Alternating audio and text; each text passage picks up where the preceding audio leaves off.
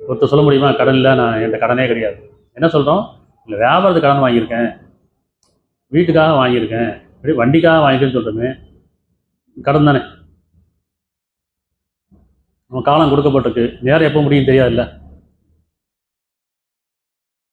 நம்ம யாரை நம்பி வாங்கினோம்? தொழில் நம்பியும் பொருள் நம்பி வாங்கிட்டோம். இடம் நம்பி வாங்கலை. இடம் நம்ம காலம் கொடுத்துருக்கான், நேரம் முடிஞ்சிச்சுன்னா அந்த கடனை யார் அடைக்கிறது?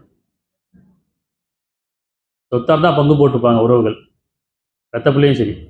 நம்மகிட்ட இருக்க சொத்தை பங்கு போடுவாங்க, கடனை பங்கு போடுவாங்களா? எங்கள் அப்பா வாங்கின கடன் தானே, அவர்கிட்ட போய் கேளுங்க இதுதானே.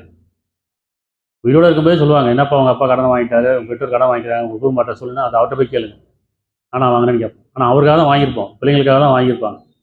ஆனால் அவங்களுடைய வார்த்தை எப்படி இருக்கும்? அவங்கள்ட்ட போய் கேளுங்க. அதுக்கு நான் என்ன செய்ய முடியும்? கடன் மனிதனை வாழ விடாது, சாக விடாது. சரி தானே, வாழ்ந்து தானே